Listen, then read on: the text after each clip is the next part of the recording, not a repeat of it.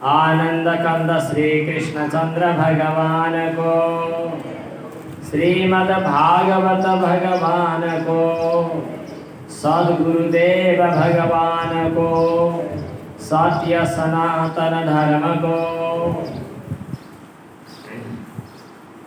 नंदस्त्वात्मज उत्पन्ने जाताह्लादो महामनः, आहूय विप्रान् वेदज्ञान स्नातः शुचिरलंकृतः। नंद बाबाले भगवान श्री कृष्ण को प्राकट्य पछि विशेष उत्साह का साथ में उत्सव मनाउनु भयो। नंद शब्द को अर्थ नै आनन्दसँग सम्बद्ध छ। परम आनंद रूप भगवान श्री कृष्णलाई प्राप्त गर्दा हुने जो आनंद हो त्यसलाई नै यहाँ नन्दको रूपमा बताइएको छ। त गोप गोपीहरूले नन्द बाबाको घर आँगनीमा धेरै ठुलो उत्सव गरे। महिनौं दिन नन्दोत्सव चल्यो भन्ने छ। नन्दोत्सवको प्रसङ्गलाई हामीले पूर्व सत्रमा चर्चा गर्यौं। पछि रोहिणीजी सुरुमा आउनु भएको थिएन, पछि रोहिणी पनि आएर नन्दोत्सवमा सहभागी हुनुभयो। पति साथमा नहुँदा महिलाहरूले, पत्नीहरूले उत्सवमा सहभागी नहुनु भन्ने नियम छ। तर यहाँ साक्षात भगवानको अवतरणको प्रसङ्ग भएको हुनाले पछि दिव्य वस्त्र आभूषणले सुसज्जित भएर सहभागी हुनुभयो भनिएको छ। भाद्र महिनाको कृष्ण पक्षको अष्टमी तिथिमा भगवान श्री कृष्णको जन्म भएको छ। त्यसपछि लक्ष्मीजीको निवास पनि मथुरामै हुन थाल्यो। तथा आरभ्य नन्दस्य ब्रजः सर्व समृद्धिमान। जहाँ भगवान हुनुहुन्छ त्यहाँ लक्ष्मीजी। हामी भगवान त चाहदैनौँ, तर लक्ष्मी चाहन्छौँ। एक्लै लक्ष्मी आउनुहुन्न। एक्लै लक्ष्मी आउनु नै पर्यो भने पनि लाटोको सेरोमा चढेर आउनुहुन्छ, गरुडारूढ भएर आउनुहुन्न। अर्थात् उल्लु बनाउँदै आउनुहुने होला लक्ष्मीजी।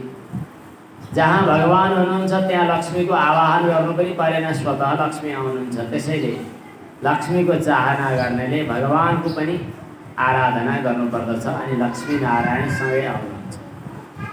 रमा क्रीडमा भन्द्रेप। अब त्यसपछि चाहिँ साक्षात लक्ष्मीजीको निवास स्थान मथुरा बनेको छ। त्यहाँको शोभा, त्यहाँको ऐश्वर्य।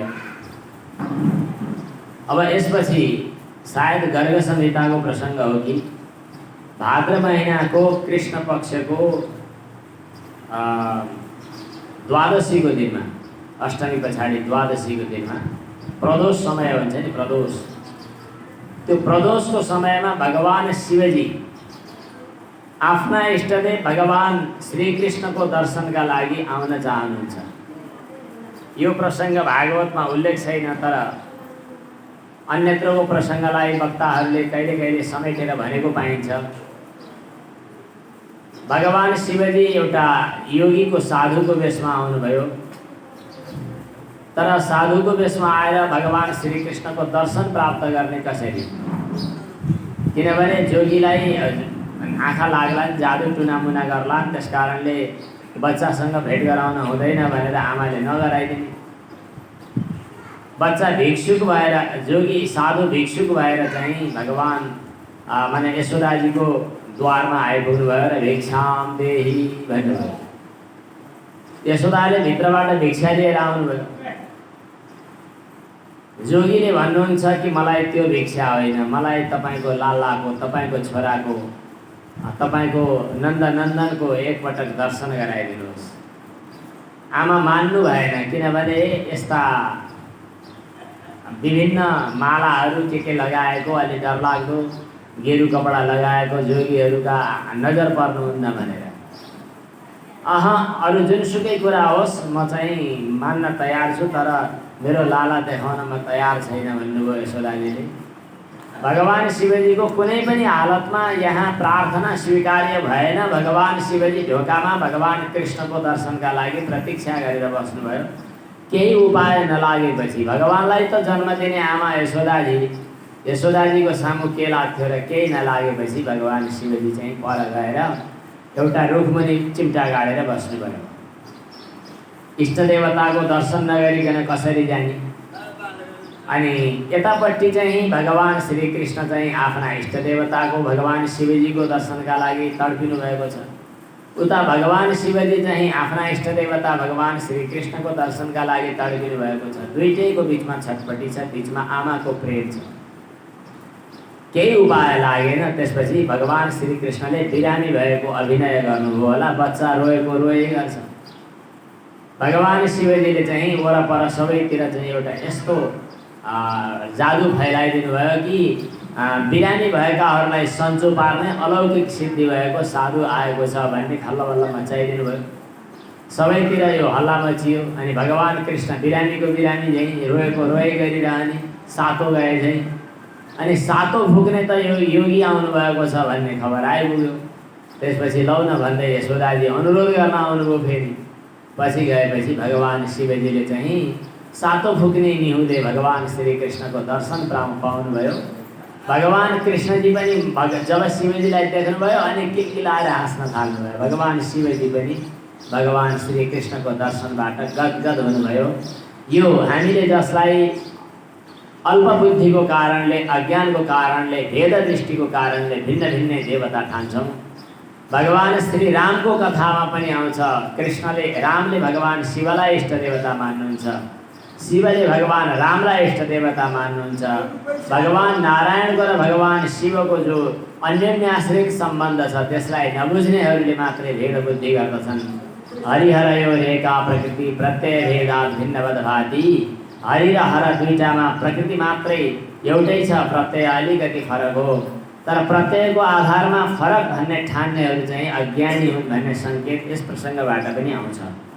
अब नन्दोत्सव पनि भयो। घरमा बालक जन्मिएको अवसरमा विभिन्न उत्सवहरू भए। तर जुनसुकै उत्सवको अवसरमा पनि त्यो कंसलाई चाहिँ मनाउन जानुपर्दछ भन्ने मान्यता छ, नत्र ऊ रिसाइहाल्छ। अब कंसलाई भेट अर्पण गर्नका लागि नन्द बाबा मथुरातिर जानुभएको छ वार्षिक कर बुझाउन। आफ्ना गोकुलको गोवंशको रक्षाको जिम्मेवारी अरू गोपहरूलाई दिएर जानुभयो। गएर उहाँ कर त बुझाउनुभयो। तर पहिलो भेट चाहिँ महत्त्वपूर्ण भेट चाहिँ वसुदेवजीसँग भयो। जसको जस्तो भावना छ त्यही किसिमको भेटघाट, त्यही किसिमको सङ्गत भइहाल्छ। नन्द बाबाले वसुदेवजीसँग भेट गर्नुभयो। वसुदेवजीले नन्द बाबाको खुब प्रशंसा गर्नुभयो। दुईटैले एक आपसमा आफ्नो होइन उहाँको कुरा गर्नुभयो। वसुदेवजीले भन्नुहुन्छ, हजुरको उमेर बितेपछि धेरै दुःख पछाडि धेरै जन्मको पुण्यपुञ्जको प्रभावले बालक जन्मियो, ज्यादै खुसी लाग्यो। तर संसारमा मानिसहरूको भेटघाट भनेको त यो बर्खाको बेला नदीमा ढुङ्गामुढाहरू एकछिन भेट भए जस्तो, अर्को भेट नआउन्जेल त्यस्तै गरी हाम्रो भेटघाट पनि यस्तै रहेछ। भ्रातर मम सुतः कच्चिन् मात्रा सह भवद्व्रजे तातं भवन्तं मन्वानो भवद्भ्यामुपलालितः। पुंसस्त्रीवर्ग, मेरो छोरा पनि अर्थात् रोहिणीको छोरा हजुर कहाँ छ नि? सङ्केतका आधारमा भन्नुहुन्छ वसुदेवजीले मेरो छोरा। तर अर्कोतिर बुझ्ने अवस्थामा भन्नुहुन्छ रोहिणीको पुत्रको रूपमा हजुर कहाँ छ? यस्तै यस्तै कुराकानी वसुदेवजीले नन्द बाबाको प्रसङ्ग गर्नुभयो। आफ्नो कुरा उठाउनु भएन। नन्द बाबाले फेरि आफ्नो खुसियाली र आफ्नो फुर्ती, आफ्नो धाक जमाउनु भएन। नन्द बाबाले भन्नुभयो, हजुरका त धेरै छोराहरू कंसले मारिदियो, एउटी छोरी आएकी ती पनि आकाशमा उडिन्। अब यस्तै यस्तै रहेछ, छोरी जन्मिएको आकाशमा उडेको, यो के गर्ने, आफ्नो प्रारब्ध भोग्ने हो, यस्तै रहेछ भनेर नन्द बाबाले वसुदेवजीको कुरा गर्नुभयो। यसको तात्पर्य, यसको उपदेश हामीलाई के बताइन्छ भने आफ्नो फुर्ती, मेरा त छोरा यहाँ छन्, नाति यहाँ छन्, विदेशमा यस्तो छ, अब भिजा लाग्ने भनेको छ, अब आफू पनि उड्ने हो। प्रायः फुर्ती लगाउनका लागि धेरै रहर हुन्छ। तर आफ्नो सुख दुःखको होइन अरूको सुख दुःखको अनुभव गर्न सिक्नुपर्दछ। साधकहरूमा विशेष गरी यो गुण हुनुपर्दछ भन्ने यो सङ्केत हो। वसुदेवजीले भन्नुभयो, अब कर दिने काम पनि भइसक्यो, अहिले जमाना अलि खराब छ, अलि उत्पातहरू देखिँदैछन्, हजुर चाहिँ छिटै नन्दगाउँतिर फर्किँदा बेस होला भनेर वसुदेवजीले भन्नुभयो। सज्जन व्यक्तिहरूले, सत्य बोल्ने व्यक्तिहरूले जहिले जे झुकिएर पनि बोलिन्छ भने त्यो सत्य हुन पुग्छ। त्यसकारणले वाणीको सिद्धि, सत्य बोल्ने अभ्यास भएका व्यक्तिको वाणीको सिद्धि हुन्छ। वसुदेवजीले त्यसो भने कुनै दुष्ट व्यक्तिले भने अब केही थिएन रे, बोल्दै गर्छ, काग कराउँदै गर्छ, पिना सुक्दै गर्छ भन्नु पर्थ्यो। तर वसुदेवजीले त्यसो भन्दा नन्द बाबाको मनमा चाहिँ केही जमाना खराब, केही अनर्थ पो हुने हो कि भनेर मनमा शङ्का पनि भयो। मनमा यो शङ्का भयो भने, चिन्ता भयो भने के गर्ने त? मनमा चिन्ता नै मानेर त समस्याको समाधान हुँदैन। त्यसको समाधानका लागि के गर्ने त? एउटै उपाय बताइयो। हामीलाई पनि बेला बेला अलक्षणका शङ्काहरू आउँछन्। कहिले बत्ती निल्छ, कहिले ऐना फुट्छ, कहिले चाहिँ के भाँडा पोखिन्छ, कहिले बाटोमा हिँड्दा बिरालोले बाटो काट्छ, कहिले चाहिँ के नदेखिनु पर्ने देखिन्छ, कहिले सपना के हुन्छ। त्यस्तो अवस्थामा चाहिँ मनमा के हुने होला भनेर चिन्ता मान्ने चलन हाम्रो हुन्छ। त्यसो नगर्नु। यहाँ शास्त्रकारहरूले हामीलाई आदेश दिनुभएको छ कि जुनसुकै पनि उत्पातको शङ्का, अलक्षणको शङ्का भयो भने भगवानको स्मरण गरिहाल्नु। हरिस्मृति सर्व विपद विमोक्षणम। जुनसुकै विपत्तिको पनि मुक्ति दिलाउने एउटै आधार हो भगवानको नाम स्मरण। त्यसैले नन्द बाबाले मनमा नै विचार गर्नुभयो, हो वसुदेवजीले भनेको कुरा अनर्थ पक्कै हुँदैन, ठिकै होला, तर पनि केही छैन, किनभने मेरो जीवनको आधार भगवान हुनुहुन्छ। हरिं जगाम शरणम उत्पातागम शङ्कितः। अब भगवान श्रीकृष्ण जन्मिएको करिब 6 दिन पछाडि हो कि जस्तो लाग्छ, अष्टमी पछाडि चतुर्दशीसम्म। चतुर्दशीको समय चाहिँ प्राय असुरहरूको बल बढ्ने समय हो। राक्षस राक्षसीहरू, भूत प्रेत पिशाच इत्यादिको पूजा आराधना गर्नु पर्यो भने चतुर्दशी तिथि बढी महत्त्वको मानिन्छ। त्यसै समयमा पुतना जो कंसले पठाइएकी थिए, बाल हत्याको अभियान लिएर नन्द बाबाको घरमा आउन थाली। चतुर्दशीको दिनमा यो नयाँ राक्षसहरू कस्ता ठाउँमा बढी प्रभाव जमाउँछन् त? जहाँ रक्षोघ्न कर्महरू गरिँदैन, जहाँ भगवानको आराधना हुँदैन, जहाँ शङ्ख घण्ट बज्दैनन्, जहाँ पूजाआजा हुँदैनन्, त्यहाँ भूत प्रेत पिशाचहरूको प्रभाव हुन्छ। जसको घरमा पूजापाठ हुन्छ, जसको घरमा शङ्ख बज्छन्, जसको घरमा गाईको आवाज हुन्छ, जहाँ गप्यहरू उपयोग हुन्छ, त्यस्ता ठाउँमा भूत प्रेत पिशाच राक्षस डाकिनी साकिनीहरू जो तामस प्रवृत्तिका एउटा शक्तिको रूपमा मानिन्छन्, त्यस्ताहरूको कुनै प्रभाव रहँदैन भन्ने शास्त्रमा बताइएको छ। हुन त यही हो नियम, तर पूतना आज विचित्रको छ कि पूतान अपि नयति इति पूतना। पवित्रतमलाई पनि भगवानलाई पनि हिम्मत गर्न खोजेकी छ, त्यसैले ऊ आफै बत्तीमा पुतली पर्नेवाली छ पूतना। पूतनाले चिटिक्क आफू परेर सिँगारिएर सजिएर भगवान कृष्ण कहाँ हुनुहुन्छ भन्ने खोज्दै खोज्दै पुगेकी छ। किनभने कंसले त्यही अभियान पठाउनमा नियुक्त गरेर पठाएको छ। अब त्यहाँ सुखदेव स्वामीले पूतनाको शरीरको स्वरूपको वर्णन गर्नुभएको छ। उसको चुल्ठो, उसको यो ढाड, उसको हिँडाइ, उसको पटुकी, उसका चाहिँ श्रृङ्गार। ताम केशबन्ध व्यतिशक्त मल्लिकाम बृहन्नितम्बस्तनकृत्स्रमध्यमां सुवाससं कम्पितकर्णभूषण त्रिशूलशतकुन्तलमण्डिताननाम्। अब पूतनाको अङ्गवर्णन के गरिरहनु र? मानव ऊ साक्षात् लक्ष्मी हो कि झैँ गरिकन देख्ने सुन्नेको मन हरण गर्दै आएकी छ। तर बच्चाहरूको खोजी गर्दै मनभित्र पाप बोकेर आफ्नो स्तनमा बिख भरेर आएकी छ। भगवान श्रीकृष्णले पनि चाहना गर्नुभयो कि पूतना आएकी छ बाल हत्याको अभियान लिएर। अब अरूको हत्याका लागि किन मौका दिने? यसले चाहिँ बरु ठिकै छ, उसैको उद्धार होस्, यतै आओस्। भगवानको चाहना भएपछि उसको बाटो पनि भगवान भएतिरै गयो र उसले भगवानलाई देखी पनि।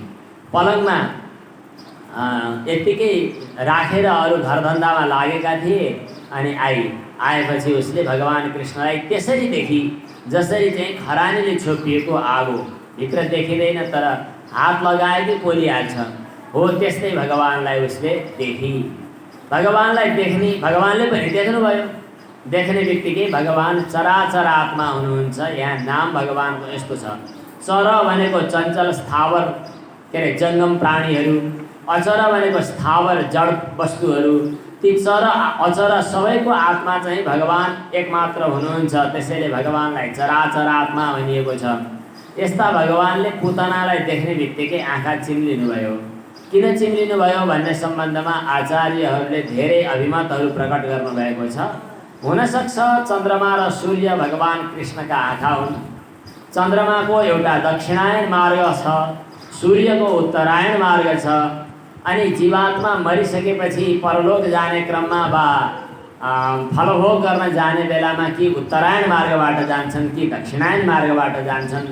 कस्ता व्यक्ति उत्तरायणबाट जाने, कस्ता व्यक्ति दक्षिणायनबाट जाने भन्ने कुरा अर्चिराजी मार्गहरूको प्रसङ्ग शास्त्रमा पाइन्छ। गीतामा पनि सङ्केत छ, उपनिषदहरूमा आएको छ। तर यहाँनेरि अनौठो घटना घट्दैछ कि यस्तो दुष्ट पापी जो उत्तरायण मार्गबाट पनि जान सक्दैन, दक्षिणायन मार्गबाट पनि जान सक्दैन, छान्दोग्योपनिषदमा जायस्व म्रियस्व इति तृतीया गतिः भनेर बताइएको छ। उता एकदमै मर्नका लागि मात्रै जन्मिने, अत्यन्तै भूत बनेर भौतारिएर अव्यवस्थित आत्मा बनेर हिँड्नुपर्ने एउटा पिशाचको गति प्राप्त गर्नुपर्ने किसिमको पाप गरेकी छ। तर एकछिन पछाडि भगवानले उसलाई उद्धार गर्दै हुनुहुन्छ। अब सूर्यले पनि आफ्नो मार्ग बन्द भयो, मैले सक्दिनँ, मैले यसलाई उद्धार गर्ने जिम्मेवारी मैले वहन गर्न सक्दिनँ, किनभने मेरो अधिकार क्षेत्रभन्दा फरक पर्यो भनेर चन्द्रमा पनि हात बन्द गरे, आँखा चिम्लिए र सूर्यले पनि आँखा चिम्लिए। भगवान श्रीकृष्णका दुई आँखाहरू चन्द्रमा र सूर्य हुन्। त्यसैले भगवान कृष्णले दुई आँखा बन्द गर्नुभएको होला, तात्पर्य त हो। अरू धेरै यहाँ टीकाकारहरूले पनि लेख्नुभएको रहेछ। टीकामा धेरै प्रसङ्गहरू आएका छन्। यस्तै भगवान श्रीकृष्णले चाहिँ मेरो जन्म यतिखेर चाहिँ नौनी घिउ खानका लागि भएको हो। मुखमा नौनी घिउ चाट्न पाएकै छैन, पर्न पाएकै छैन, तर पहिल्यै बिख खानुपर्ने के यस्तो अचम्म हो। मैले बिख पिउन सक्दिनँ, यो काम मेरो होइन, यो बिख पिउने काम त हजुरको हो हे नीलकण्ठ भगवान, हजुर नै आउनुपर्छ कि क्या हो भनेर भगवान शिवजीको ध्यान गर्नका लागि आँखा चिम्लिनु भएको हो भन्ने पनि छ। अथवा पुतनाका पूर्वजन्मका जति पाप प्रत्यवायहरू थिए तिनीहरूलाई नष्ट गर्नका लागि आँखा चिम्लिएर ध्यान गर्नुभएको हो भन्न पनि सकिन्छ। यस्तै धेरैवटा सन्दर्भहरू यहाँ जोडिएका छन्। त भगवान श्रीकृष्णले आँखा चिम्लिनु भएको छ। अनन्तमारोपयदङ्कमन्तकम्। अनि भगवानलाई त्यो पुतनाले काखमा राखी, जसरी डोरीलाई सर्पलाई डोरी भन्ने ठानेर बच्चाले समाउँछ त्यसै गरी अनि भगवान श्रीकृष्ण उसको काखमा पुग्नुभयो। उसले चाहिँ वरपर पर्ल्याकपुर्लु घेरेकी पनि छ, किनभने आफूभित्र कलमस्त छ। अनि भगवानलाई स्तनपान गराउन थाली, किनभने स्तनभित्र उसले बिख भरेकी थिए। भगवानले च्याप्प हातले समाउनु भयो। बच्चाले कसरी समाउँछ? गाढम कराभ्याम भगवान प्रपीड्य तत, उसको स्तनलाई च्याप्प समातेर अनि पिउन थाल्नुभयो। पिउँदै गर्दा प्राण पनि पिइदिनु भयो। प्राण समेत पिइदिँदा रोष समन्वित शब्द आएको छ। रोष शब्दको अर्थ क्रोध हो।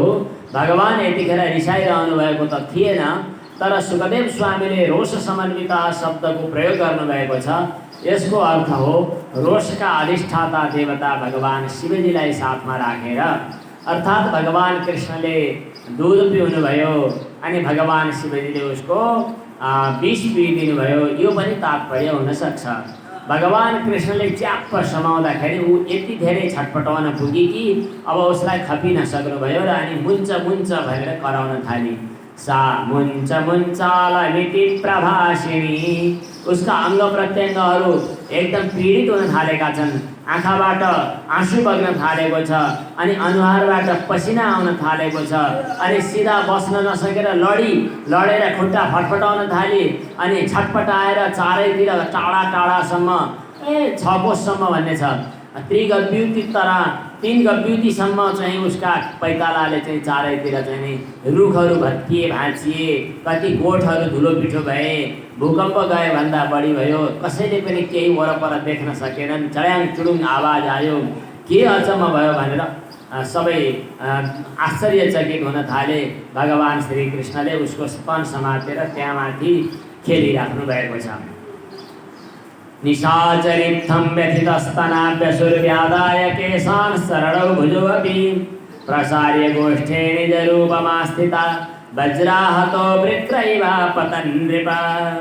यस प्रकार चारैतिर अचम्मै भयो, अनौठो भयो, सब छटपटाए। अनि जब धुलो अलि कम भयो, आँखा हेर्न सक्ने भए, आँखा मिच्दै खोज्न थाले कि यो हाम्रो श्याम सुन्दर, हाम्रो नन्दनन्दन लाला कहाँ छ भनेर खोज्न थाले। हेर्दा त त्यो स्तनको टाकुरोमाथि खेलिरहेको छ, बडै राक्षस लडिरहेको छ। ओहो, के अनौठो भयो यस्तो, यो त राक्षसी पो रहेछ, लो लो लो यसले त सातो गयो होला भनेर बच्चा समातेर अनि गोमूत्रले अभिषेक गरेर गोबरको टिको लगाएर अनि रक्षा मन्त्रहरू पढ्न थाले। ला नुहाउन त बिर्सिएछ भनेर फेरि स्नान आदि गरेर फेरि चाहिँ अनि मन्त्र पढ्न थाले। भगवानको नाम जपेर भगवानको रक्षा हुँदैछ। यहाँ अनौठो छ। त्यसैले भक्तहरूले, व्याख्याकारहरूले तात्पर्य के निकाले भने भगवानको रक्षा पनि भगवानको नामबाट हुन्छ भने भगवान ठुलो कि भगवानको नाम ठुलो कुनै के हो थाहा छैन। हामी भगवानलाई भेटाउन सक्दैनौँ। हाम्रो लागि त समाउने आधार भगवानको नाम नै हो। त्यसैले भगवानभन्दा भगवानको नाम ठुलो हाम्रो लागि। यहाँ भगवानको नाम उच्चारण गरेर भगवानको रक्षा हुँदैछ।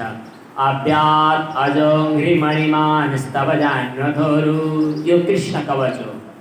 बच्चाहरूलाई फुक्नु पर्यो भने यी मन्त्रहरू पढेर फुक्ने गरिन्छ। अजन्मा भगवानले पाउको रक्षा गरून्, मणिमानले घुँडाको रक्षा गरून्, यज्ञ पुरुषले जानको रक्षा गरून्, अच्युत भगवानले कम्बरको रक्षा गरून्, हयग्रीव भगवानले पेटको रक्षा गरून्। यस्तै यस्तै अनि सातो फुकेर मन्त्रहरू जपेर अनि फुकफाक गरेपछि अनि त्यसपछि उनीहरूले त्यो पुतनाको शरीरलाई टुक्रा टुक्रा पारेर अग्निमा समर्पण गरिदिए। त्यहाँ अग्निबाट धुवाँ जो निस्कियो त्यो चाहिँ एकदम सुगन्धित धुवाँ थियो। त्यहाँबाट ज्योति निस्किएर भगवान श्रीकृष्णमा प्राप्त भयो। अनि भगवान श्रीकृष्णको एउटा शत्रुको रूपमा आएकी पुतनालाई पनि भगवानले रक्षा गर्नुहुन्छ भने जसले श्रद्धापूर्वक भगवानको सेवा गर्लान् उनीहरूको कल्याण किन नहोला। भक्तवत्सल भगवानको टीकाकार व्याख्याकारहरूले यो पुतनालाई साधकहरूको जीवनमा अविद्याको रूपमा भनेर बताएको छ। यो वेदान्त पढ्नेहरूले, साधना गर्नेहरूले, दर्शनका विद्यार्थीहरूले बुझ्ने विषय पर्यो। यो अविद्या चाहिँ भगवानको स्पर्श भएपछि विलीन हुन्छ। जब तत्त्व साक्षात्कार हुँदैन तबसम्म अविद्याको लेश बाँकी रहिरहन्छ।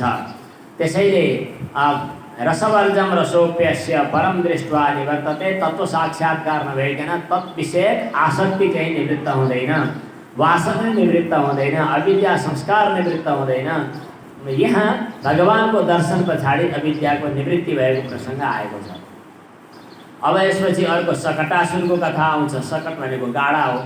गाडामा दुध दही घिउ मह राखेर मिठाईहरू राखेर लिएर आएका छन् गोपगोपीहरूले गाडामाथि भगवान श्रीकृष्णलाई भेट्नका लागि, उत्सव मनाउनका लागि। अनि गाडामा अगाडि ती दही मह दही दुधहरूको चाहिँ नौनीहरूको भाँडा राखिएको छ। अनि सबै चाहिँ आफ्ना रमझममा लागेका छन्। कतिपय यज्ञ कर्महरू गर्दा, सप्ताह पूजापाठ गर्दा पनि पूजापाठ एकतिर छ, भगवानको कथा सुन्नु एकतिर छ, त्यो सब बिर्सेर अनि रमझममा, नाचगानमा अनि रमाइलोमा, एक आपसका गफगाफमा, भेटघाटमा अनि गहना प्रदर्शनमा मान्छेहरू अल्मलिएका हुन्छन्। बहिर्मुखी प्रवृत्ति हुन्छ। जब जब भक्तहरूको भगवानभन्दा भिन्न बहिर्मुख प्रवृत्ति हुन्छ तब तब अनर्थ हुन्छ। त्यही सङ्केत यहाँ देखिन्छ। सबै आफ्ना घरधन्दामा लागिरहेका छन्। त्यतिखेर चाहिँ औत्थानिक कर्म थियो भन्ने छ। क्यार भगवानको उत्थानका लागि गरिएको कर्म थियो, पोल्टे फर्किने समयमा गरिएको कर्म थियो। तेस्रो महिनाको जन्म नक्षत्र समयमा भन्ने पनि लेखिएको छ। यस्तो अवस्थामा चाहिँ जब भगवानलाई गाडाको तलपट्टि छहारीमा राखेर आफू घरधन्दामा र खानपिनमा लागे, भक्तहरूको दृष्टि भगवानबाट बहिर्मुख भयो। त्यतिखेर भगवानले चाहिँ आफ्ना पैताला चलाउनु भयो। गाडा छोइन पुग्यो, गाडा लड्यो। त्यो गाडाको कुनाभित्र एउटा निवात कवच नाम गरेको दानव चाहिँ कारणवश असुर बनेर आएको छ, जसको शरीर देखा पर्दैन। त्यो असुर चाहिँ लुकेर बसेको थियो। त्यो गाडाको माध्यमबाट भगवानले त्यसलाई मारिदिनु हो भन्ने यहाँ तात्पर्य निस्किन्छ। त्यो सकटासुर थियो, त्यसलाई भञ्जन गरिदिनु भयो गाडा भत्काउने बहानामा भनिएको छ। यो गाडा आफै किन लड्यो, यस्तो त हुनु हुँदैन भने सबैले। अनि शान्ति स्वस्ति गर्नु पर्यो भने स्वस्ति वाचन शासनहरू गरे, यस्तै यस्तै गरे।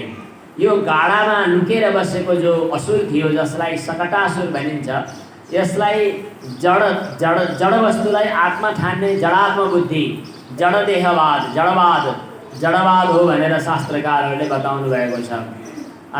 त्यसपछि केही समय पछाडिको कुरा हो, यशोदाजीले आफ्नो बच्चालाई स्तनपान गराउनु भएको थियो। स्तनपान गराउँदै गर्दा बच्चाको भार चाहिँ ज्यादै बढी भएको महसुस भयो। ज्यादै बढी महसुस भएपछि भैँमा राखेर आफ्नो घरधन्दामा लाग्नुभयो। त्यसै बेला कंसले पठाएको तृणावर्त नाम गरेको एउटा असुर, जसले हावाहुरीको रूप लिएर आयो, भगवान कृष्णलाई त्यहाँबाट उडाएर मथुरा लैजाने प्रयास गर्यो। भगवान कृष्ण एकछिन त उडिदिनु भयो, क्या मजा आकाशमा। अनि त्यसपछि उसको गलामा च्याप समातेर खिचिदिनु भयो। कति ठुलो गरुङ्गो ढुङ्गो घाँटीमा झुन्डिएको रहेछ भनेर एकदम आत्तियो थियो। अनि उसले त अन्यत्रै लैजान खोज्थ्यो, तर भगवान श्रीकृष्णको जोड बलले उसको केही लागेन, भैँमा पछारियो। अनि ऊ पनि मर्यो। ओहो, यो त डरलाग्दो असुर रहेछ भने र सबैले भन्न थाले, यो भगवानको कृपाले सोझा सज्जनको दैव सहाय भन्छन्, यस्तै भयो। यो हिंस्रक रहेछ, आफ्नो पापले आफै मरेछ भने बालकले मारेको भनेर कसले भन्न सक्छ र? सानै त्यो जन्मिएर धेरै दिन भएकै छैन, 3-4 महिनाभित्रको कुरा। अहो बतात्यद्भुतमेष रक्षसा बालो निवृत्तिं गमितोऽभ्यगात् पुनः हिंस्रः स्वपापेन विहिंसितः खलः साधु समत्वेन भयाद् विमुच्यते। यो तो तृणावर्त हो, यसलाई कामनाको प्रतीक भनेर मानेको छ। यी भगवानका प्रत्यक्ष त्यतिखेर लीला चरित्रको प्रसङ्गमा घटेका पात्रहरू, घटनाहरू जो हुन्, साधकको जीवनमा दिनदिनै र हरेक समय घटिरहेका आध्यात्मिक लीला चरित्रहरू पनि हुन्। आध्यात्मिक लीला चरित्रहरू कहिले आधिदैविक र कहिले आदि भौतिक रूपमा प्रकट हुन्छन्। साधकहरूको जीवनमा भगवत प्राप्तिको बाधाको रूपमा साधना मार्गबाट विचलित बनाउनका लागि कामनाको जोडबल आइपुग्छ। कामनाले विषय भोगको अभिलाषाले कहाँबाट कहाँ पुर्याउँछ, भ्रामरीको दशा जस्तै भौतारिएर कहाँ पुर्याउँछ। त्यो पनि भगवानको सहाराबाटै त्यसबाट जोगिनु पर्दछ भन्ने यसको तात्पर्य हो। एक दिनको कुरा हो, भगवानले आमाको स्तनपान गर्दा पिइरहनु भएछ।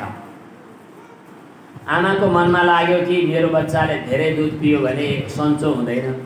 बच्चाको मनमा लाग्यो कि मेरो आमाले मलाई चिन्ता गर्नुहुन्छ मेरो बारेमा, मैले त आफू मात्रै पालिएर कहाँ हुन्छ र मेरो पेटभित्र के कति संसार छ, विश्व ब्रह्माण्ड छ। आमालाई देखाइ पो दिउँ कि क्या हो जस्तो लाग्यो र भगवानले दुध पिइरहनु भयो।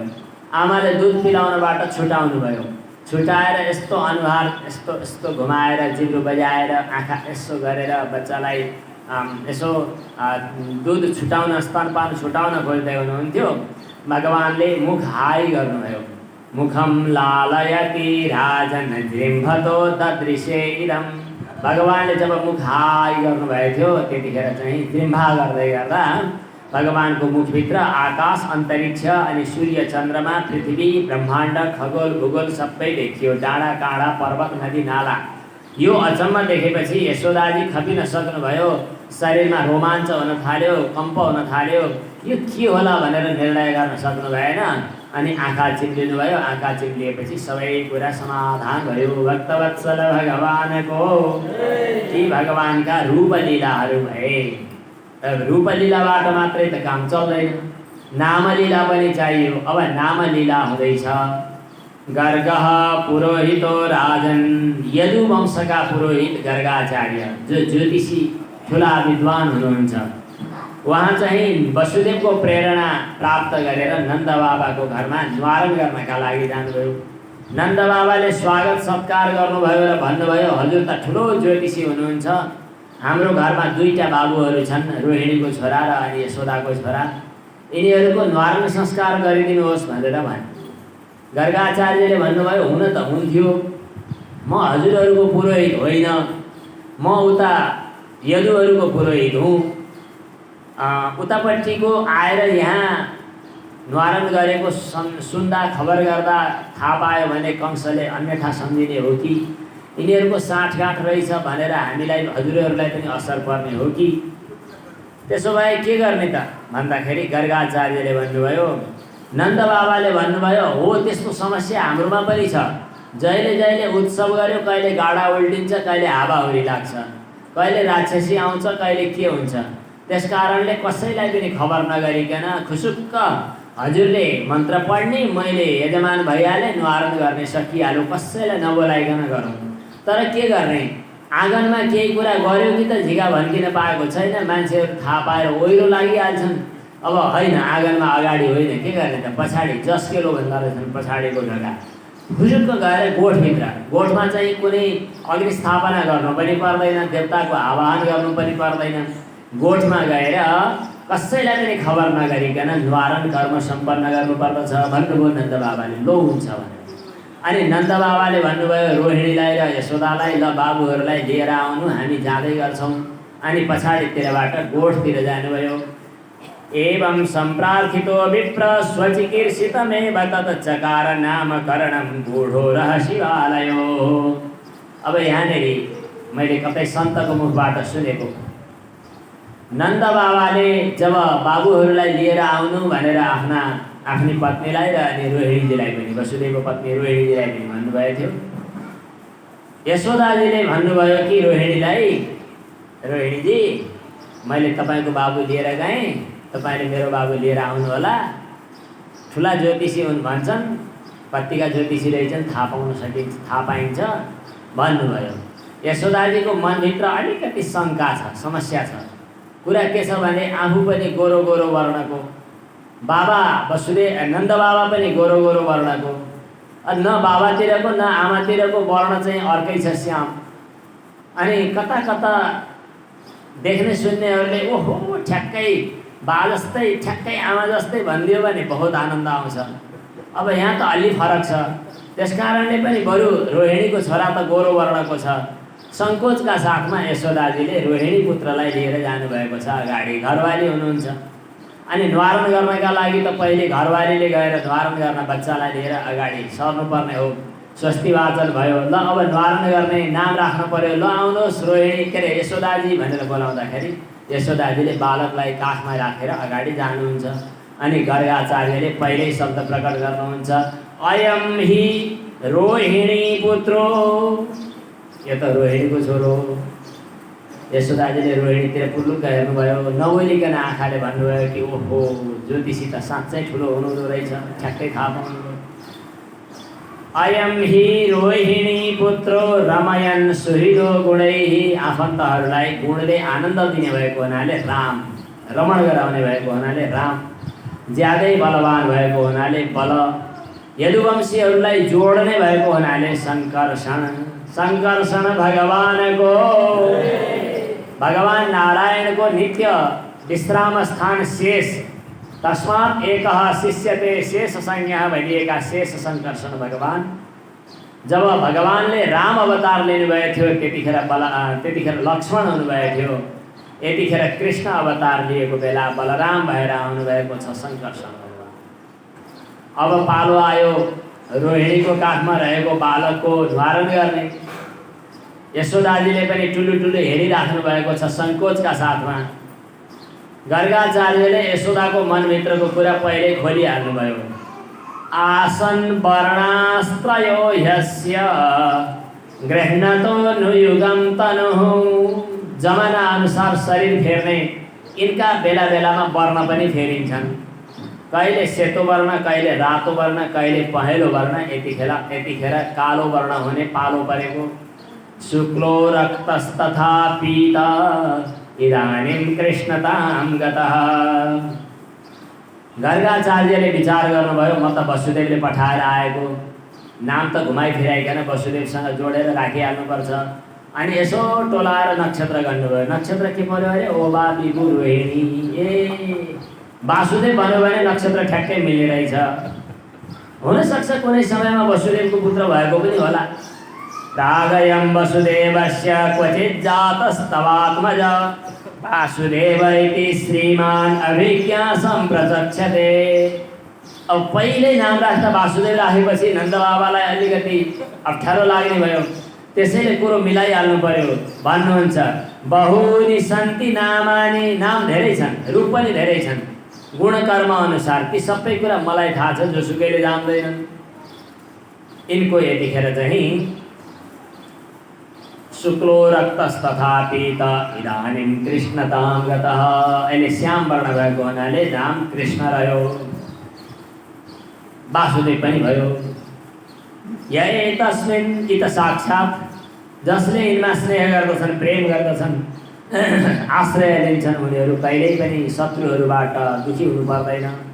भन्दा भन्दै गर्गाचार्यको मनमा चाहिँ अरू कुराहरू खुल्न थाले। मैले कसको निवारण गर्न आएको आज, ओहो मेरो सौभाग्य, साक्षात् भगवान पूर्ण ब्रह्म परमात्मा परमेश्वर सच्चिद आनन्द घन भगवान, भगवानको मैले आज निवारण गर्न आएको।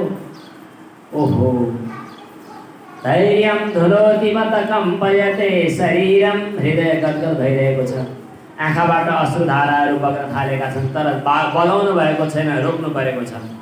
नन्द बाबालाई भन्नुभयो तस्मात् नन्दात्मजोयं ते, हे नन्द बाबा तपाईको यो छोरा चाहिँ तस्मात् नन्दात्मजोयं ते नारायण, यति के भन्नुभएको थियो, भगवानले पुर्लुक्क हेर्नुभयो, यस्तो बोल खोल्न पाइन्छ यतिखेर भनेर भगवानको सङ्केतबाट गर्गाचार्यले कुरो ट्याक्क बुझ्नुभयो। अनि त्यसपछि शब्द थप्नुभयो नारायण समो, नारायण समो गुणैः, सम शब्द राखिदिएपछि कुरो फेरि आयो, भगवान नारायण जस्तै भनेर अलिकति कुरो मिलाउनु भयो।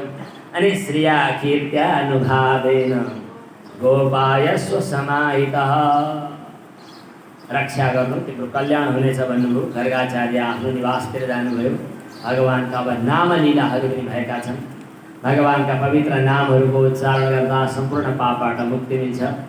कृष्ण हे कृष्ण हे कृष्ण कृष्ण कृष्ण हे कृष्ण हे कृष्ण हे कृष्ण कृष्ण कृष्ण हे कृष्ण हे कृष्ण हे कृष्ण कृष्ण कृष्ण हे कृष्ण हे कृष्ण हे कृष्ण कृष्ण कृष्ण हे कृष्ण हे कृष्ण हे कृष्ण कृष्ण कृष्ण हे कृष्ण हे कृष्ण हे कृष्ण कृष्ण कृष्ण हे कृष्ण हे कृष्ण हे कृष्ण कृष्ण कृष्ण हे कृष्ण हे कृष्ण हे कृष्ण कृष्ण कृष्ण हे कृष्ण हे कृष्ण हे कृष्ण कृष्ण कृष्ण हे। भगवानको कृष्ण श्री कृष्ण नाम अत्यन्त महत्त्वपूर्ण छ। अब यसपछि भगवान श्री कृष्ण चार खुट्टा टेकेर बिस्तारै सर्वप्रथम आँगनबाट बाहिर जाँदा गोठमा पुग्नुहुन्छ। गाईको गोबरमा लतपट्टिएर गोबरको टिका लगाएर अनि बाछीको पुच्छर समातेर उभिने प्रयास गर्नुहुन्छ। यस्तो देख्दा आमाको हृदय स्नेहले गदगद हुन्छ। अब बिस्तारै बिस्तारै भगवान एक्लै एक्लै छिमेकीको घरमा पनि पुग्ने प्रयास गर्नुहुन्छ। हुँदाहुँदै गोपीहरूले आफ्नो घरमा आइदिए हुन्थ्यो भनेर अति अनुराग गर्न थाल्छन्, किनभने भगवान परम आनन्दको पुञ्ज हुनुहुन्छ। उनीहरूले भगवान श्रीकृष्णको लागि भनेर नौनी मिठाईहरू तयार गर्ने प्रयास गर्दछन्, तर भगवान श्रीकृष्णले गएर उनीहरूको घरमा रहेको नौनीलाई बरु बाँकी रहेको बासी नौनीलाई अपहरण गर्नुहुन्छ। यसको तात्पर्य हो कि भगवानले स्नेह संस्कार वासना जो हो त्यसलाई बाँकी राखेको रुचाउनुहुन्न, त्यसलाई आफूमा आकर्षित गर्न चाहनुहुन्छ। यो भक्ति मार्गको विशेष भाषा हो, विशेष भावना हो। तर यहाँ सुखदेवजी महाराजले भगवान कृष्णले नौनी चोरेको भनेर कथा भन्नुभएको छैन। भगवान कृष्णले नौनी चोर्नु भएको सुखदेवजीले भन्नुभएको पनि छैन र हो कि होइन थाहा पनि छैन। तर अन्योक्ति भन्छन् यसलाई। गोपीहरूको मुखबाट यशोदाजीलाई शिकायत गरेको सुनिन्छ। यो साँच्चै हो कि होइन कि थाहा छैन। गोपीहरूले भगवान कृष्णलाई भेट्ने बहाना बनाएका हुन् कि जस्तो पनि लाग्छ। शृण्वत्या किल तन्मातुरिति होचुः समागताः।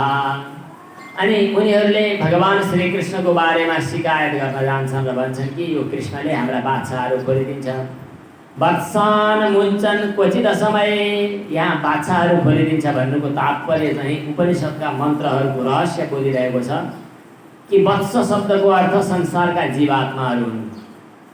यी जीवात्माहरू त कर्मको बन्धनले बाँधिएका छन्। हामीहरू पनि अनादिकालदेखि आजसम्म कर्मको बन्धनमा जेलिएका छौँ। तर यो बन्धनबाट मोक्ष दिलाउने काम भगवानले गर्नुहुन्छ। त्यसकारणले वत्सान मुञ्चन, जीवात्माहरूलाई मोक्ष दिलाउने। अब जीवात्माले मोक्ष प्राप्त गर्नु त पर्यो नि, अनि बाछाहरू खोल्नु त पर्यो नि। के फरक पर्यो त बाछा खोलिदिएर? गोपीहरू भन्छन् समय पुगेपछि खोल्नु त छुट्टै कुरा हो, प्रारब्ध भोग भइसकेपछि खोल्नु त छुट्टै कुरा हो। समय नहुँदै पनि खोलिदिन्छ हजुरको लालाले। वत्सान जीवात्माहरू, वत्सान मुञ्चन क्वचित समय। क्रोश, यो कृष्ण लीला नै यस्तो छ, भक्ति लीला, जसले प्रारब्ध भोग भोग्न बाँकी राख्दैन। अनि मोक्ष भोग माने मुक्तिका लागि चाहिँ केही शर्तहरू बाँकी रहँदैनन्। क्रोश सञ्जातः स्तेयं स्वाद्वत्यथदधिपयः कल्पितैस्तेययोगैः। विभिन्न किसिमका स्तेययोगद्वारा चोरी गरेर अनि राखिएका दही दुध नौनी इत्यादि चोरी गरेर खाइदिन्छ भन्नुभएको छ। यहाँ स्तेय योग शब्दको प्रयोग आएको छ। गीतामा 18 अध्याय छन्। हरेक अध्यायका एउटा एउटा योगको नाम राखिएको छ। अर्जुन विषाद योग, साङ्ख्य योग, कर्मयोग, ज्ञान योग, भक्ति योग, सन्यास योग, के योग। तर स्तेय योग अन्यत्र छैन। तर यहाँ चाहिँ कल्पितैस्तेय योगैः, भगवानको भक्तको हृदयलाई चोरी गर्ने अनौठो तरिका छ। अनि आफूले चोरी गरे भए खा भए हुन्थ्यो, आफूले खाने पनि होइन। मर्कान भोग्छन्, बाँदरहरूलाई बाँड्ने, अनि भाँडाहरू फोरिदिने, अनि बच्चाहरूलाई रुवाएर हिँड्दिने, नपुग्ने ठाउँमा राखेका छ भने विभिन्न तरिकाहरू अपनाएर अग्लो ठाउँमा पनि पुग्ने बनाइदिने। अँध्यारो ठाउँमा राखेका छ भने हजुरले हातमा लगाइदिएको पद्मराग मणिको बालोले उज्यालो छरिरहेको छ, त्यसै उज्यालोको माध्यमले अँध्यारोमा राखेका वस्तुहरू पनि पत्तो लगाइदिने। यस्तो यस्तो अनौठो अनौठो काम गर्दछ भनेर शिकायत गर्थे।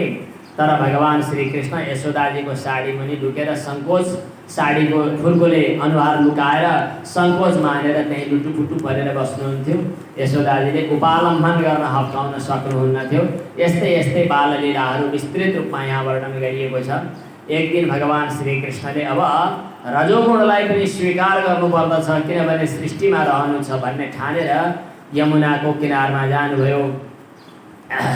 अनि माटो खानुभयो। यो खानुभयो भन्ने पनि सुकदेवजीले भन्नुभएको छैन। यहाँ माटो खानुभयो कि खानु भएन भन्न मिल्ने हो कि होइन थाहा नै छैन। तर यति मिल्छ कि गोपहरूले माटो खाएको शिकायत गरे। कृष्णो मृदम भक्षितवान् इति मात्रे निवेदयन्। आमाले माटो खाएको सुन्ने बित्तिकै अनि हितैसिनी हुनुहुन्छ हुन त हातमा लट्ठी लिएर हप्काउन थाल्नुभयो।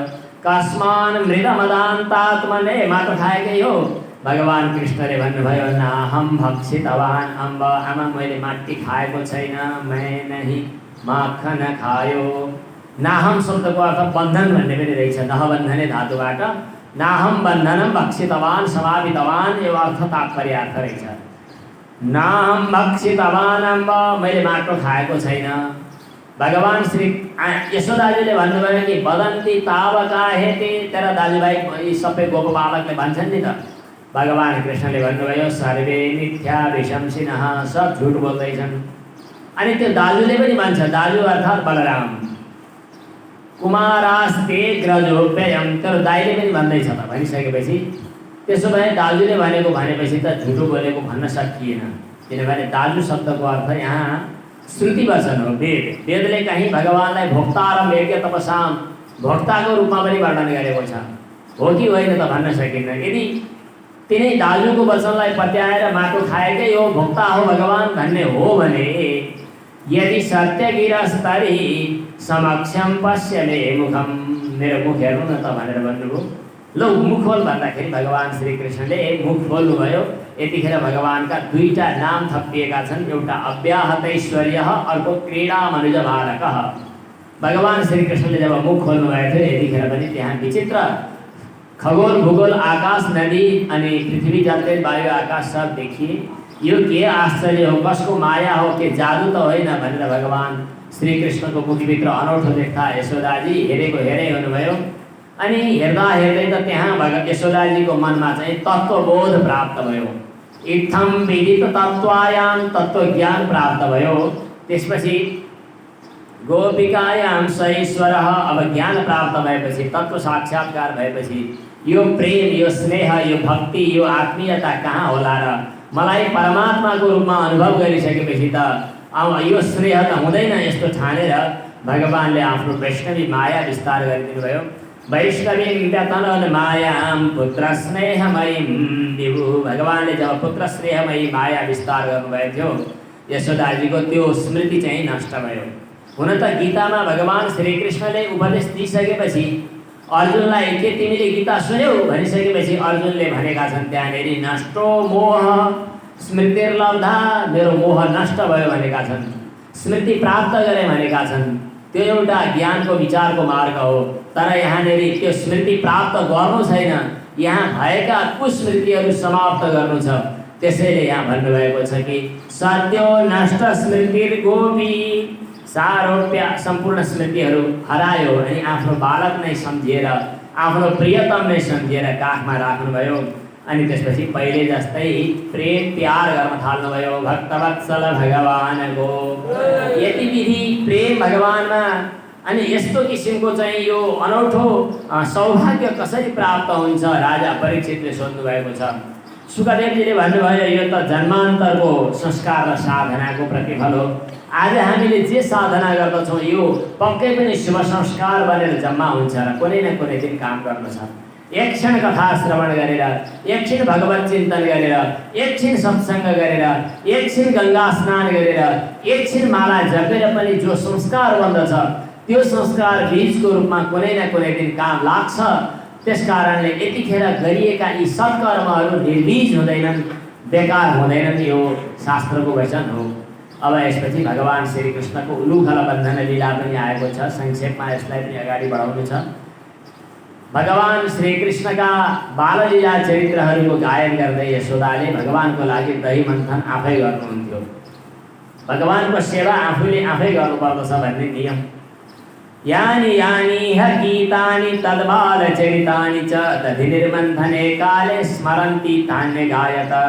दही मन्थन गर्दै गर्दा भगवानका बाललीला चरित्रहरूको स्मरण गर्दै यशोदाजीले दही मन्थन गर्नुभएको छ। यसको रहस्यलाई विचार गरेर मसिनिएर हेर्ने हो भने यहाँ धेरै तात्पर्यहरू खुल्दै गर्छन्। यशोदाजीको शरीरको अनि अङ्ग प्रत्यङ्गको वर्णन गर्दै सुखदेवी स्वामीजीले भन्नुहुन्छ क्षौमं वासः, रेशमीको वस्त्र लगाउनु भएको छ अनि कटीमा मेखलाहरू लगाउनु भएको छ। यशोदाजीको स्तनबाट दुध बाहिर निस्किन लालायित भइरहेको छ, यसको रहस्य छ। अनि कानमा लगाएका ती गहनाहरूले चाहिँ आवाज दिइरहेका छन्। यशोदाजीले गाइरहनु भएको छ। गाना गाउँदै गर्दा, भजन गाउँदै गर्दा ताल दिनुपर्दछ अनि नृत्यको पनि महत्त्व हुन्छ। त्यसपछि चुठोमा लगाएको फुल चाहिँ भैमा झर्छ। जसले भगवानको भजन गर्दछ त्यस्ताको चरणको धुलो शिरमा पर्नु आफ्नो कल्याण हो, त्यस्ताको शिरमा बस्नु उपयुक्त छैन भनेर फुल तल झरेको छ। अनि स्तनबाट दुध बाहिर प्रकट भइरहेको छ र कतिखेर भगवानको मुखको स्पर्श प्राप्त गर्न सकिएला भनेर उत्सुकता व्यक्त गरिरहेको छ। भगवान श्रीकृष्ण पहिला त सुतिरहनु भएको थियो, उठ्नुभयो, जाग्नुभयो। अरू बेला भगवान श्रीकृष्ण सबैभन्दा पहिले जाग्नुहुन्छ, आज अलि ढिलो जाग्नु भएको जस्तो लाग्छ। भगवान रामलाई जगाउनका लागि कहिल्यै पनि कौशल्या सुप्रजा राम पूर्वा सन्ध्या प्रवर्तते उत्तिष्ठ नरशार्दूल कर्तव्यम दैवमान्धिकम। सुतमागत बन्दीगणहरूले जगाउने काम गर्दछन्। तर कृष्ण चरित्रमा भगवान कृष्ण एकदम छिटो जागेर गोपीहरूको घरमा उनीहरूले दही मन्थन गर्नुभन्दा अगाडि नै पुगिसक्नु भएको प्रसङ्ग आउँदछ। आज भगवान श्रीकृष्ण जब उठ्नुभएको छ, उठ्दा उठ्दै भगवान स्तन्यकाम हुनुभएको छ। शास्त्रमा भगवानलाई अकाम भनिएको छ, तर यहाँ स्तन्यकाम हुनुभएको छ। ताम स्तन्यकाम आसाद्य मथ्नन्तीं जननीं हरि। आमाले दही मन्थन गरिरहनु भएको छ अनि भगवान श्रीकृष्णले आमाको स्तन पान गर्नका लागि हठ गर्दै पिउन चाहनुहुन्छ। गृहीत्वा दधिमन्थानं, त्यो मधानी समातेकोलाई रोक्न खोज्दै जब दुध पिउन भगवान उत्सुक हुनुहुन्छ त्यतिखेर काखमा राखेर आमाले दुध पिलाउन थाल्नुभयो।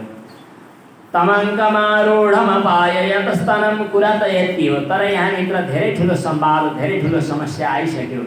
किनभने पद्मगन्धा गाईको दुध, जुन गाईको दुधलाई अरू गाईको दुध पिलाएर निकालिएको हुन्छ, भगवान श्रीकृष्णलाई खास उपयुक्त गाईको दुध पद्मगन्धा गाईको, त्यसको लागि त्यसले त्यो दुधले पनि भगवानको मुखकमलको स्पर्श प्राप्त गर्न धेरै जन्मको साधना गरेको छ भनिन्छ। धेरै जन्मको साधनाबाट भगवानको मुखको स्पर्श प्राप्त गर्ने आशाका साथमा बसिरहेको दुध, अनि त्यसलाई पनि गरम गरेर तताएर अग्निमा राखिएको छ, तताउन राखिएको छ। तर त्यो दुधले विचार गरिरहेको छ, यहाँ त जड पनि संवाद गर्दछन् किनभने यो भक्तिको छुट्टै दुनियाँ हो। अनि त्यो दुधले के विचार गरिरहेको छ भने मैले भगवानको मुखको स्पर्श कतिखेर प्राप्त गरौँला भनेर। तर भगवानले आमाको दुध जब पिउनुभयो, अब मलाई स्वीकार गर्नुहुन्न भन्ने ठानेर भगवानले स्वीकार नगरिएको जिन्दगी जिउनुभन्दा अग्निमा जीवन समर्पण गर्नु बेस भनेर त्यो तताउँदै गरिएको दुध चाहिँ आगोमा हाम फाल्न खोजिरहेको छ। अतृप्त स्नेहस्नुतं सस्मितमिच्छति मुखम्, अतृप्तमुत्सृज्य जवेन साययौ उत्सिच्यमाने पयसि त्वधिश्रिते। तताउन लागेको दुध जब उम्लिएर जान थाल्यो त्यसपछि भगवान श्रीकृष्णलाई अतृप्त अवस्थामा नै छोडेर यशोदाजी दुध उतार्न जानुभयो। अब भगवान यतिखेर रिसाउनु भएछ क्या र। सञ्जात गोपः, यो रिस चाहिँ कस्तो खाले रिस हो भने भक्ति रसको सहयोगी अङ्ग रसको रूपमा आएका काम क्रोधादिहरू हुन् भावहरू। यो रसाभिव्यक्ति प्रक्रियामा साहित्य शास्त्रमा रस निष्पत्ति कसरी हुन्छ भन्ने क्रममा आएको छ। विभाव अनुभाव व्यभिचारी भावको संयोगबाट रस निष्पत्ति हुन्छ। त्यहाँ विभाव के हो, अनुभाव के हो, व्यभिचारी भाव के हो, यहाँनिर क्रोधादिहरूको पनि सहयोगी भूमिका व्यभिचारी भावको रूपमा भूमिका हुन्छ रस निष्पत्तिमा। यो साहित्य शास्त्रको प्रक्रिया हो जहाँ भक्ति रस निष्पत्तिमा पनि यिनीहरूको अङ्गाङ्गी भावबाट सम्बन्ध हुन्छ। सञ्जात कोपः, भगवान हल्का रिसाउनु भएको छ। स्फुरिता अरुणाधरम, अनि यो ओठ फरफराउँदै टोक्न थाल्नु भएको छ दाँतले माथिबाट। सन्तस्य दलभिर्दधिमन्थभाजनम, अनि नजिकमा रहेको ढुङ्गाहरू केही समातेर माटाको घडामा दही राखेर मन्थन हुँदै थियो, त्यसलाई फुटाउन थाल्नुभयो। अनि आँखाबाट आँसु पनि त निकाल्नै पर्यो, आँसु आओस् कि नआओस्, जे जसरी हुन्छ, कतैको चिसो दलेर भए पनि। भित्वा मृषासुरदृशत अस्मनारहो, अनि त्यसपछि दही फोरेर रमाइलो गर्नुभयो। म त दुध दही, यो दहीको त्यो दुधको समुद्रमा बस्ने बानी थियो अघि पनि। विष्णु भगवान क्षीरसागरमा सुत्नुहुन्छ भन्ने छ। यहाँ त भाँडामा दुध दही राखेको मजा लागेन, जताततै छरपष्टै भएको पो मजा त। अनि त्यसपछि जताततै दही छप्ल्याक छुप्लुक पारेर अनि बाँकी रहेको नौनी घिउ खान भित्र जानुभयो। किन नौनी घिउ भित्र लुकाउने अनि बाहिर नक्कली नयाँ नौनी ल्याउने यो भगवानलाई मन पर्दैन। तिमीले लुकाएको भित्र छुपाएर राखेको वासना संस्कार स्नेह हो, त्यो चाहिँ मलाई स्वीकार्य छ, त्यो लुकाउन छोड भगवान भन्नुहुन्छ। त्यसैले भगवानका सामु भावना लुकाएर भगवानका सामु नक्कली स्नेह देखाएर अगाडि आएको भगवान मन पराउनुहुन्न, यो यसको सङ्केत हो। अनि त्यसपछि भित्र गएर नौनीको भाँडो लिनुभयो, अनि त्यसपछि लगेर बाँदरहरूलाई बाँड्न थाल्नुभयो उखलमाथि चढेर। यशोदाजी आएर हेर्नुहुन्छ त अनौठो अनौठो देख्नुहुन्छ। भाँडामा सब फुटिसकेको छ, दही छरिएको छ, नौनी लिएर भागेको छ, ओखलमाथि बसेको छ, अनि बाँदरहरूलाई खुवाइरहेको छ। यो देखेपछि लट्ठी हातमा लिएर पत्तालाई ज्यादै नै चकचके भइस् भनेर यशोदाजी पछि लाग्नुभयो। भगवान कृष्ण अघि दौडिनुभयो। गोप्यन्वधावत नयमापयोगिनाम, योगीहरूले जसलाई भेटाउन सक्दैनन् त्यस्तो भगवानलाई भेट्टाउँछु भनेर आज यशोदाजी लट्ठी लिएर कुद्नु भएको छ। मोटो मोटो शरीर छ, यशोदाजीको शरीरबाट श्रमका बिन्दुहरू प्रकट भइरहेका छन्। भगवान श्रीकृष्ण अगाडि मानव गल्ती गरे झै गरी आँखाबाट आँसु बगाउँदै आँसुसँगै त्यो गाजल लतपतिँदै गालामा कालो धर्काहरू बनिरहेको छ। अनि डराएको आँखा छ। भगवान श्रीकृष्ण अगाडि कुदिरहनु भएको छ, आमाले लट्ठी लिएर पछाडि कुद्नु भएको छ। अनि पख भन्नुहुन्छ, भगवान भन्नुहुन्छ डर लाग्छ हजुरको लट्ठीसँग। यशोदाजीले साँच्चै सोच्नुभयो लट्ठीसँग डराएकै हो, लट्ठी छोड्नुभयो। त्यक्त्वा यष्टिम, लट्ठी छोडिसकेपछि भगवान श्रीकृष्ण चाहिँ पकडमा आउनुभयो। त्यक्त्वा यष्टिं श्रुतं भीतं विज्ञायार्भकवत्सला येष किल तं बद्धुं ताम्ना तद्वीर्यको विरा। यहाँनिर भगवान कसरी पकटमा आउनुहुन्छ भन्ने कुराको सङ्केत पनि गरिएको छ। जो पूर्वापर छैन त्यस्तो भगवानलाई भगवान यशोदाजीले पक्रिनु भयो र अनि दाम्रोले बाँध्न खोज्नु भयो। 2 अङ्गुल कमै भयो। पहिला त जति मेहनत गर्दा पनि दाम्रो डोरी पुगेन, तर अन्तिममा चाहिँ स्वमातुः शृण्णगात्राय आमाको शरीरबाट पसिना बगिरहेको छ। अर्थात् आमा परिश्रम भगवत प्राप्तिका लागि, भगवानलाई आफूभित्र ग्रहण गर्नका लागि। अनि दृष्ट्वा परिश्रमं कृष्ण, यहाँ 2टा कुरा आवश्यक छन् भक्तले भगवानलाई प्राप्त गर्न। एउटा साधकको साधनाको श्रम, अर्को भगवानको कृपा। ईश्वरानुग्रहात् एव पुंसाम अद्वैत वासना। भगवत कृपा नभइकन अद्वैत वासना पनि हुँदैन। त भक्ति मार्गमा त कृपा चाहिन्छ नै, तर 2टै चाहिन्छ। दृष्ट्वा परिश्रमं कृष्ण कृपयासित स्वबन्धने। यसरी भगवानलाई यशोदाजीले बन्धनमा बाँध्नुभयो, जसलाई ऋषिमुनिहरूले पनि यो एउटा कृपा प्राप्त गर्दैनन्, यस्तोलाई बाँध्नुभयो। अनि यशोदाजी चाहिँ अब घर धन्दा समाल सुगुल गर्न जानुभयो। यता भगवानले पुर्लुक्क हेर्नुभएको 2टा रुखहरू थिए। ती 2टा रुख त नलकुबर मणिग्रीव कुबेरका दूतहरू, कुबेरका सेवकहरू रहेछन्। नारदको सापले रुख बनेका। यतै जानु पर्यो भनेर बिस्तारै सर्किँदै ओखललाई समेत बोकेर ती 2टा रुखको बिचबाट छिर्नुभयो। अनि 2टा रुखहरू भाँचिए। त्यहाँबाट 2टा दिव्य पुरुषहरू प्रकट भए। उनीहरूले भगवानको स्तुति गरे। स्तुति गर्दा यही कुरा भन्छन्, वाणी गुणानुकथने। हाम्रो बोली हजुरको गुणकथनमा लागोस्। वाणी गुणानुकथने श्रवणौ कथायाम। हाम्रा कानहरू भगवानको कथा सुन्न लागुन्। हातले भगवानको सेवा गरोस् र मन भगवानमा समर्पित होस्। जे जति जन्म हुनु परे पनि केही छैन, तर भगवानको सेवा परिचर्या नछुटोस्। उनीहरूले प्रणाम गरे। बद्धोलु खलमा मन्त्र्य, बाँधिँदै गरेको भगवानलाई अनुमति प्राप्त गरेर उनीहरू गए। भगवान श्रीकृष्ण बाँधिनु भएको। एकछिन पछाडि बाबा आउनुभयो, नन्द बाबा। नन्द बाबाले बन्धन खोलिदिनु भयो अनि काखमा राख्नुभयो। अनि नन्द बाबाको दारी मुसार्दै हुनुहुन्छ भगवानले। अनि नन्द बाबाले सोध्नुहुन्छ, कन्हैया तिमीलाई बाबा मनपर्छ कि आमा? बाँध्ने आमा के मन पर्नु? बाबा मनपर्छ। अब आमाको काखमा कहिल्यै नजाने है भनेको। आमा उता नौनी लिएर आउनुहुन्छ अनि आमा आमा भन्दै फेरि काखमा जानुहुन्छ। भगवान श्रीकृष्णका यी विचित्र बाललीलाहरू, जसमा भक्तले स्नेहद्वारा भगवानलाई आफ्नो हृदयमा बाँधिनु भएको प्रसङ्ग। यद्यपि भावुक भक्तहरूले यो कथा सुन्न पनि चाहँदैनन्, किनभने भगवान बाँधिदा दामोदर बन्दा कति कष्ट भयो होला त्यो अनुभव गर्दछन्। तर अर्को पक्षबाट हेर्दा भगवानलाई स्नेहको डोरीले साधकले आफ्नो हृदयमा आबद्ध गरेको यो कथा अत्यन्तै मार्मिक छ। यस्ता धेरै प्रसङ्गहरू यहाँ बाललीलाको सन्दर्भमा आएका छन्। अब भगवान वृन्दावन बिहारी हुन थाल्नु भएको छ। अब वृन्दावनका लीलाहरू चाहिँ हामी, वृन्दावनका र द्वारकाका लीलाहरू चाहिँ हामी भोलि चर्चा गर्नेछौँ। ओम पूर्णमदः पूर्णमिदं पूर्णात् पूर्णमुदच्यते पूर्णस्य पूर्णमादाय पूर्णमेवावशिष्यते। ओम शांति शांति शांति।